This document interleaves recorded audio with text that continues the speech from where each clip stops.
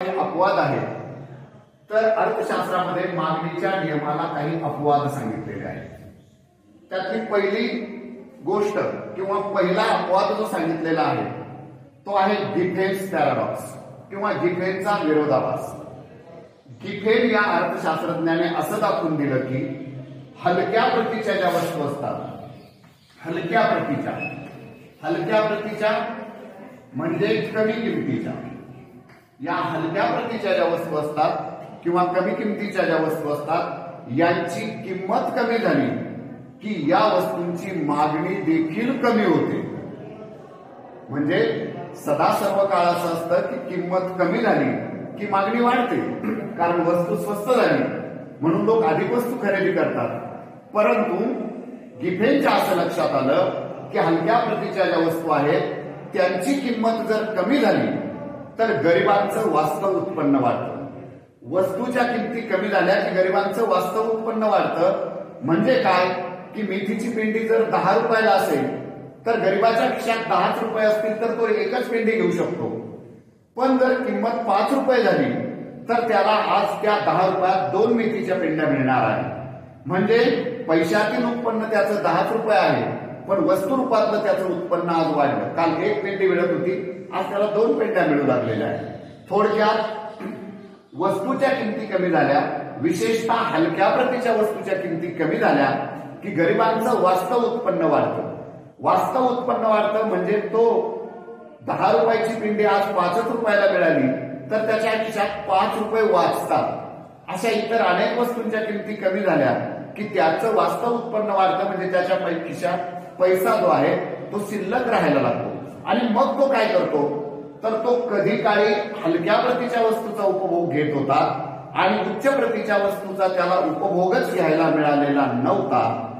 अशा वेळी हा उपभोक्ता हलक्या प्रतीच्या वस्तूची मागणी कमी करतो आणि त्याऐवजी उरलेल्या पैशात काही पैसे टाकून उच्च प्रतीच्या वस्तूंचा उपभोग जो आहे हा उपभोग घेण्याचा प्रयत्न करतो. आणि त्यामुळे हलक्या प्रतीच्या वस्तू या मागणीच्या नियमाला अपवाद ठरतात. उलट या हलक्या प्रतीच्या वस्तूंच्या किमती जर वाढल्या तर गरिबाचं वास्तव उत्पन्न कमी होतं. भारी वस्तू खरेदी करण्यासाठी त्याच्याकडे पैसेच शिल्लक राहत नाही आणि नाईलाजाने त्याला हलक्या प्रतीच्याच वस्तू खरेदी कराव्या लागतात. आणि म्हणून हलक्या प्रतीच्या वस्तू या मागणीच्या नियमाच्या अगदी विरोधी आहेत असं सर रॉबर्ट गिफेन यांनी दाखवून दिलं. आणि म्हणून त्याला गिफेनने दाखवून दिलेला विरोधाभास हा विरोधाभास आहे. किंमत कमी झाल्यानंतर वस्तूची मागणी वाढायला पाहिजे, पण या उलट किंमत कमी झाल्यानंतर या ठिकाणी वस्तूची मागणी देखील कमी होते. हा अनुभव मागणीच्या नियमाच्या अगदी विरोधी आहे, म्हणून याला गिफेनचा विरोधाभास असे म्हणतात. दुसरा अपवाद आहे प्रतिष्ठेच्या वस्तू. उच्च प्रतीच्या कार, बंगले, रत्न, जड, जवाहीर अशा ज्या वस्तू असतात, अशा वस्तूंच्या किमती वाढल्या तर लोक त्यांची मागणी कमी करत नाही. का कमी करत नाही तर अशा वस्तूंचा उपभोग घेणे किंवा अशा वस्तूंचा वापर करणे हे समाजामध्ये प्रतिष्ठेचं समजलं जातं. आणि आम्ही कुणीतरी प्रतिष्ठित आहोत, बघा आम्ही हिऱ्याची अंगठी वापरतो, बघा आम्ही एवढी महागडी कार वापरतो, किंवा बघा आमचं घर असं आहे, म्हणजे आम्ही समाजात किती प्रतिष्ठित आहोत. अशी प्रतिष्ठा, खोटी प्रतिष्ठा जपण्यासाठी लोक त्या वस्तूंच्या किमती कितीही वाढल्या तरी देखील त्या वस्तूंची मागणी कमी करण्याच्या भानगडीत पडत नाही. उलट जेवढी उच्च प्रतीची वस्तू तेवढी वापरणाराची प्रतिष्ठा जास्त, असा लोकांचा समज आहे किंवा असा लोकांचा भास असतो, भ्रम असतो. आणि त्यामुळे या प्रतिष्ठेच्या ज्या वस्तू आहेत त्यांची किंमत वाढली तरी त्यांची मागणी कमी होत नाही, उलट त्यांची मागणी वाढतच जाते. आणि म्हणून प्रतिष्ठेच्या वस्तू ज्या आहेत या प्रतिष्ठेच्या वस्तू देखील मागणीच्या नियमाला अपवाद सांगितल्या जातात. किंमत वाढूनही त्यांची मागणी कमी होत नाही. नंबर 3 आहे किमतीचा आभास. किमतीचा आभास म्हणजे काय? भास होणे. ते तसं नसतं, ते सत्य नसतं, पण आपल्याला ते सत्य वाटतं. की जसं झळा चमकत असतात पण हरणाला वाटतं की ते पाणी आहे, ते मृगजळ असतं, ते पाणी नसतं पण हरित त्याच्या पाठीमागे धावतं. त्याला भास किंवा आभास म्हणतात. तसा किमतीचा आभास ग्राहकांच्या मनात असतो. किमतीचा आभास याचा अर्थ असा आहे की एखाद्या वस्तूची किंमत खूपच जास्त असली तर प्रत्यक्षात तिची गुणवत्ता किती आहे ते तपासण्याच्या लोक भानगडीत पडत नाही. उलट त्यांना वाटतं एवढी महागडी वस्तू आहे म्हणजे काहीतरी रिच ती असणार आहे, तिच्यात काहीतरी असणारच आहे आणि म्हणून जेवढी जादा किमतीची वस्तू तेवढी आम्ही वापरतो, तेवढी आम्ही घेतो असं समजून जादा किमतीच्या वस्तू ह्या उच्च प्रतीच्याच असतात असा जो ग्राहकांचा समज होतो त्याला किंमत आभास असं अर्थशास्त्रामध्ये म्हणतात. आणि या आभासी किमतीमुळे किंवा किमतीच्या आभासामुळे जास्त किमतीच्या वस्तू म्हणजे एखाद्या दुकानात जरी ते गेले तर ते म्हणतात ही काय साडी दाखवली, आणखी भारी नाही का, आणखी भारी नाही का. दुकानदार म्हणतो हीच आहे चांगली, तरी पण तो म्हणतो आणखी भारी द्या आणि मग तो त्यातलीच एखादी साडी आणतो, फक्त तिच्यावर जास्त किमतीचं लेबल लावतो आणि मग याला वाटतं वा ही जास्त किमतीची आहे म्हणजे ही नक्कीच गुणवत्तेची असेल. असं किमतीबद्दल ग्राहकाच्या मनात आभास जो असतो तो आभास निर्माण होतो आणि त्यामुळं उच्च किंमत असलेल्या वस्तूंची मागणी कमी होण्याऐवजी पैशावाले किंवा श्रीमंत लोक जे आहेत ते श्रीमंत लोक त्या वस्तू खरेदी करण्याचा अट्टहास करतात आणि वस्तूची किंमत वाढूनही त्यांची मागणी घटत नाही आणि म्हणून किंमत आभासामुळे देखील वस्तूची किंमत वाढूनही मागणी घटत नसल्याचा अनुभव येतो आणि म्हणून किंमत आभास हा मागणीच्या नियमाचा अपवाद समजला जातो. नेक्स्ट 4 आहे की भविष्यकालीन किमतीबद्दलचा अंदाज. एखाद्या वस्तूची किंमत भविष्य काळामध्ये खूप वाढेल असं जर ग्राहकाला वाटलं तर ग्राहक आज वाढत्या किमतीलाही त्या वस्तूची मागणी कमी करत नाही. त्याला वाटतं आज तर थोडीशी वाढली, 10-20 रुपयांनी वाढली, पण अजून एक महिना गेला तर या वस्तूची किंमत खूपच उच्च होणार आहे किंवा खूपच जास्त होणार आहे. पुढे पुढे ती वस्तू आपल्याला मिळतेच की न मिळते किंवा हिचं शॉर्टेज होणार आहे किंवा हिचे भाव भविष्यात खूपच वाढणार आहे म्हणून आजच खरेदी करून ठेवा असा लोकांचा जो समज होतो त्यामुळे देखील वस्तूची किंमत वाढत असतानाही लोक त्या वस्तूची मागणी कमी करत नाही. किंबहुना कधी कधी असं होतं की एखाद्या वस्तूच्या किमती गडगडायला लागतात, खाली यायला लागतात म्हणजे ती वस्तू स्वस्त होऊ लागते. वस्तू स्वस्त झाल्यानंतर लोकांनी खरं तर तिची मागणी जास्त करायला हवी, परंतु लोक तिची मागणी जास्त करत नाही. लोकांना असं वाटत असतं की आज तरी हिचे भाव 20 रुपयांनी कमी झाले, अजून महिनाभर थांबा तुम्ही, ती 40 रुपयांनी कमी होईल, ही 60 रुपयांनी कमी होईल, खूपच स्वस्त होणार आहे, थोडे दिवस थांबा आणि मग किमती कमी होऊनही किंवा वस्तू स्वस्त होऊनही लोक तिची मागणी जास्त करत नाही. ते भविष्यात ती वस्तू आणखी स्वस्त होणार आहे असा अंदाज बांधून बसलेले असतात आणि त्यावेळेस आपण तिची खरेदी करू. उदाहरणार्थ धान्य घ्यायचं असेल एखाद्याला तर तो म्हणतो आपण खायाच्या वेळेस घेऊ. ज्यावेळेस शेतकऱ्यांची सगळ्यांची खळी होतील आणि धान्य पिकेल, सीझन येईल, सुगी पिकेल, त्यावेळेस धान्याचे बाजार खूपच खाली येतील आणि त्यावेळी मी धान्य भरून ठेवील. म्हणून आज धान्याच्या किमती कमी झाल्या तरी तो धान्य खरेदी करायच्या भानगडीत पडत नाही आणि म्हणून भविष्यात एखाद्या वस्तूची किंमत खूप वाढेल किंवा खूप कमी होईल असं जर व्यक्तीला वाटत असेल तर व्यक्ती त्या वस्तूची खरेदी जी आहे किंमत कमी होऊनही वाढवत नाही आणि म्हणून भविष्यकालीन किमतीचा अंदाज जो आहे यामुळे देखील वस्तू मागणीचा नियम जो आहे हा मागणीचा नियम खरा ठरत नाही किंवा भविष्यकालीन किमतीबद्दलचा लोकांचा अंदाज मागणीचा नियम सत्य ठरू दे नाही. म्हणून भविष्यकालीन किमतीचा अंदाज हा एक अपवाद मागणीच्या नियमाला सांगितला जातो. ते नेक्स्ट की अज्ञान, ग्राहकांचे अज्ञान. लोकांना अनेक वस्तूबद्दल अज्ञान असतं. त्या वस्तूची खरी गुणवत्ता जी आहे ही खरी गुणवत्ता माहिती नसते. जाहिरातीचा जो भूलभुलैया असतो या जाहिरातीच्या भूलभुलैयाला लोक अज्ञानामुळे बळी पडतात.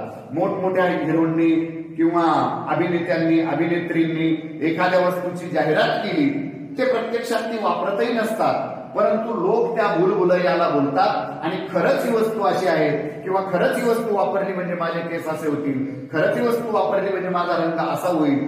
अशा अज्ञानातून लोक जास्त किमतीलाही त्या वस्तूची खरेदी जास्त करण्याचा प्रयत्न करतात आणि म्हणून या अज्ञानी ग्राहकामुळे किंबहुना काही अज्ञानी ग्राहकाला कोणत्या वस्तूची किंमत किती आहे किंवा शेजारच्या बाजारात तिचा भाव काय आहे याचीच माहिती नसते आणि म्हणून तो चढ्या किमतीला देखील आपली वस्तू खरेदी करतच राहतो. आणि म्हणून ग्राहकाच्या अज्ञानामुळे देखील कधी कधी मागणीच्या नियमाला अपवाद जो आहे हा अपवाद निर्माण होताना आपल्याला दिसतो. नेक्स्ट अँड लास्ट, सवयीच्या वस्तू. सवयीच्या वस्तू, सवय म्हणजे आपण त्याला थोडक्यात व्यसन म्हणूया. काही लोकांना काही वस्तू उपभोगण्याचं व्यसन लागलेलं असतं, हॅबिच्युअल असतात, त्या हॅबिट झालेली असते, सवय झालेली असते. की उदाहरणार्थ तंबाखू, तंबाखूची सवय झालेल्या व्यक्तीला तंबाखूची पुडी 5 रुपयाला मिळाली तरी तो घेतो, 10 रुपयाला मिळाली तरी तो घेतो, आणि 15 रुपये तिची किंमत झाली तरी त्याला ती घ्यावी लागते. कारण तंबाखू खाल्ल्याशिवाय तो राहत नाही, कारण तंबाखूचं त्याला एक प्रकारचं व्यसन जडलेलं असतं. चहा पिणे ही काही लोकांची सवयच असते आणि म्हणून वेळेवर चहा मिळाला नाही तर तो बेचैन होतो आणि मग चहा केवढ्यालाही मिळू कुठेही मिळू पण तो चहा घेतल्याशिवाय राहत नाही. किंवा चहाचं सामान महाग झालं म्हणून तो चहा पिण्या वाचून थांबत नाही, कारण त्याला त्या वस्तूची सवय जी आहे ही सवय झालेली असते. अशा सवयीच्या ज्या वस्तू असतात, या सवयीच्या वस्तू, विडी असेल, सिगारेट असेल, तंबाखू असेल, या व्यक्तींना या वस्तूचं व्यसन जडलेलं असतं आणि म्हणून अशा वस्तूंच्या किमती कितीही वाढल्या तरी या लोकांची त्या वस्तूचा उपभोग घेण्याची जी सवय आहे ती सवय काही जात नाही. आणि म्हणून सवयीच्या वस्तू ज्या असतात, या सवयीच्या वस्तू देखील मागणीच्या नियमाला अपवाद असतात असं आपल्याला म्हणता येईल. या ठिकाणी आपण मागणीच्या नियमाचे 6 अपवाद जे आहेत ते 6 अपवाद बघितलेले आहेत, संपवलेले आहेत. यानंतर आपल्याला मागणीच्या या प्रकरणात मागणीतील बदल आणि मागणीतील विचलन या गोष्टी बघायच्या आहेत. आता मागणीतील बदल म्हणजे काय? मागणीचा सिद्धांत संपल्यानंतर आपल्याला मागणीतील बदल हा जो भाग आहे हा भाग पाहायचा आहे. आता मागणीतील बदल, मागणीतील बदल कशाला म्हणायचं? बदल म्हणजे मागणी बदलते, मागणी सदा सर्व काळ स्थिर राहत नाही. का स्थिर राहत नाही? तर मागणीवर कुठली तरी शक्ती कार्य करत असते आणि म्हणून बाजारात कोणत्याच वस्तूची मागणी सदा सर्व काळ किंवा 12ही महिने सारख्याच प्रमाणात टिकून राहत नाही. वेगवेगळ्या गोष्टींचा तिच्यावर परिणाम होत असतो. यामध्ये इतर घटक जे आहेत, मागणीवर परिणाम करणाऱ्या 2 मुख्य गोष्टी आहेत. एक आहे वस्तूची किंमत, किमतीमुळे मागणीत जे बदल होतात त्याला अर्थशास्त्रामध्ये मागणीचे विचलन असे म्हणतात. तर किमतीशिवाय इतर घटक असतात. या इतर घटकांमुळे देखील मागणीत बदल होतात. या इतर घटकांमुळे मागणीत जे बदल होतात त्यांना मागणीतील बदल असे म्हणतात. आता हे इतर घटक कोणते आहेत? तर हे इतर घटक म्हणजे लोकांचं उत्पन्न. लोकांचं उत्पन्न जर अचानक वाढलं, त्यांच्या खिशात पैसा आला तर लोक वस्तूंची जास्त खरेदी करतात. हवामानामध्ये बदल झाला, समजा अचानक पावसाळा आला तर छत्र्यांची मागणी वाढते. सारखा पाऊस पडायला लागला तर बाजारात छत्र्याची मागणी एकदम वाढते. मोठी थंडीची लाट आली तर स्वेटरची मागणी एकदम वाढलेली आपल्याला दिसते. म्हणजे हवामानातील बदलामुळे देखील मागणी वाढते, लोकांच्या उत्पन्नामुळे देखील मागणी वाढते, लोकांच्या आवडीनिवडी ज्या आहे या आवडीनिवडीमुळे देखील मागणी वाढते. फॅशन मध्ये बदल झाला का हे कोण वापरत नाही, आता नवीन फॅशन निघाली तर त्या नवीन फॅशन निघालेल्या वस्तूंच्या मागणीत देखील अचानक वाढ होते. हे सगळे इतर घटक आहेत. या इतर घटकांमुळे जेव्हा मागणी कमी जास्त होते तेव्हा त्याला म्हणतात मागणीतील बदल. सोप्या भाषेत जर आपल्याला व्याख्या करायची झाली तर किमतीशिवाय इतर घटक, किमतीशिवाय वस्तूच्या किमतीशिवाय इतर घटक जे आहेत, किमतीशिवाय इतर घटकांमुळे जेव्हा मागणी कमी जास्त होते, इतर घटकांमुळे जेव्हा मागणी कमी जास्त होते तेव्हा त्यास मागणीतील बदल असे म्हणतात. तेव्हा त्यास मागणीतील बदल असे म्हणतात. म्हणजे इतर घटकांच्या प्रभावामुळे मागणी काय होत असते? बदलत असते. हे जे इतर घटक आहे, किंमत बदलत नाही, वस्तूची किंमत बदलत नाही, किंमत स्थिर राहते. परंतु किमतीशिवाय जे इतर घटक आहेत या इतर घटकामुळे जेव्हा मागणी कमी जास्त होते तेव्हा त्याला मागणीतील बदल असे म्हणतात। आता हे जे मागणीतील बदल असतात हे दोन प्रकारचे असतात, मागणी कमी होणे आणि मागणी जास्त होणे। आता मागणी कमी होणे आणि मागणी जास्त होणे याला इतर घटकांतील बदलामुळे जेव्हा मागणी कमी जास्त होते तेव्हा त्याला अर्थशास्त्रामध्ये दोन नवीन शब्द आहेत। इतर घटकांमुळे मागणी जर अधिक होत असेल तर त्याला मागणीची वृद्धी किंवा वाढ असे म्हणतात, आणि इतर घटकामुळे मागणी जर कमी होत असेल तर त्याला मागणीतील घट किंवा मागणीचा ऱ्हास असे म्हणतात। वाढ व घट किंवा वृद्धी व ऱ्हास असं संबोधलं जातं। जेव्हा इतर घटकांमुळे मागणी बदलते किंवा किमतीशिवाय दुसऱ्या अन्य इतर घटकांच्या प्रभावामुळे वस्तूची मागणी कमी जास्त होते तेव्हा अर्थशास्त्रात त्याला वृद्धी किंवा वाढ आणि घट किंवा ऱ्हास असं संबोधलं जातं। इतर घटकांमुळे होणाऱ्या बदलांना अर्थशास्त्रात वृद्धी किंवा वाढ आणि घट किंवा ऱ्हास असे म्हणतात। मग आता काय होतं की इतर घटकांच्या प्रभावामुळे समजा मागणी अचानक वाढली, जेव्हा किमतीशिवाय इतर घटकांच्या प्रभावामुळे मागणीमध्ये वाढ होते तेव्हा त्याला वृद्धी असे म्हणतात। जेव्हा इतर घटकांच्या प्रभावामुळे वस्तूची मागणी वाढते किंवा अधिक होते तेव्हा त्याला वृद्धी असे म्हणतात।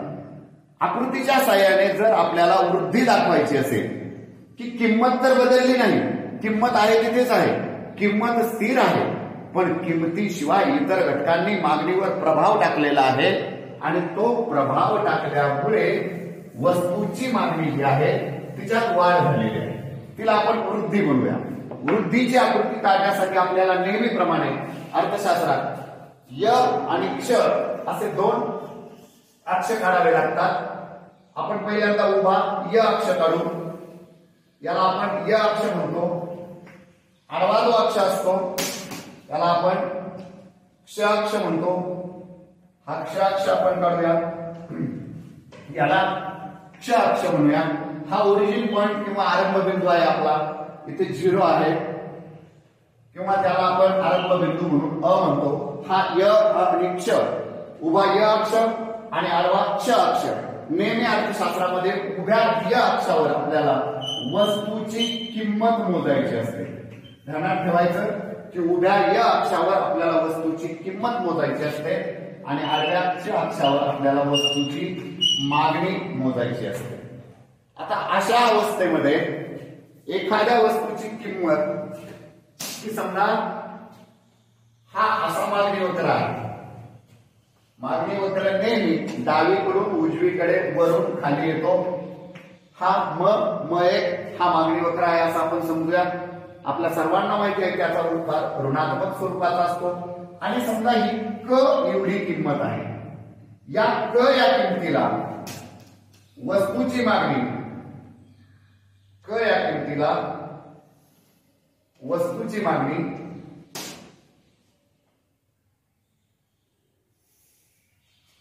र इतकी आहे असं आपण समजूया की वस्तूची किंमत शून्यापासून क पर्यंत आहे आणि त्यावेळेस बाजारात वस्तूची मागणी अ पासून र पर्यंत एवढी होते आहे असं आपण समजूया।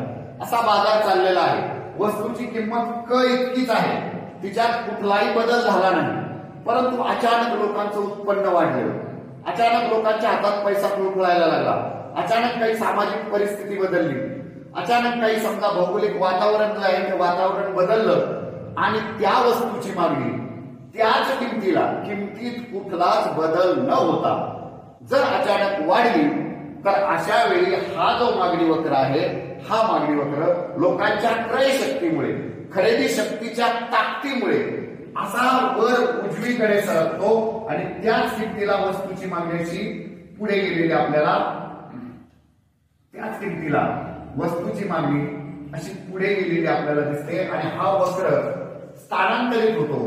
कशामुळे स्थानांतरित होतो? तो वर उजवीकडे स्थानांतरित झाला।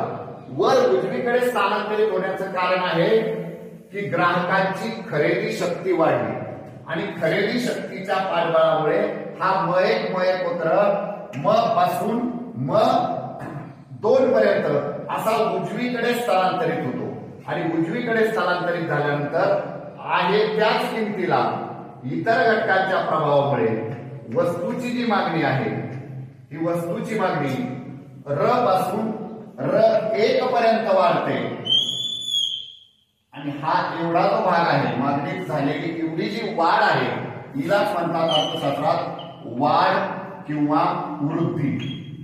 ही आहे वाढ किंवा वृद्धी. र पासून र1 पर्यंत जी झालेली आहे ती आहे मागणीतील वाढ.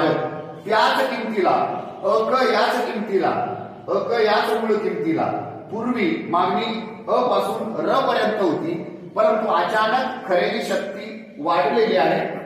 अन्य घटकांच्या प्रभावामुळे मागणीचा वक्र असा उजवीकडे सरकलेला आहे, स्थानांतरित झालेला आहे आणि तो म1 पासून म1 पासून म2 असा उजवीकडे स्थानांतरित झाला. आकृती काढताना एक लक्षात ठेवायचं की हा वक्र असा स्थानांतरित झालेला असल्यामुळे हा पहिला जो वक्र आहे त्या वक्राला हा पूर्णपणे पॅरलर असला पाहिजे. म्हणजे या दोघांचं अंतर जे आहे ते कायम राहिलं पाहिजे, समांतर राहिला पाहिजे. तो पॅरलर जसाचे तसा वर सरकला असला पाहिजे. ही आहे मागणीतील वृद्धी. आता प्रत्येक वेळेस अनुकूल बदल घडतील असं नाहीये.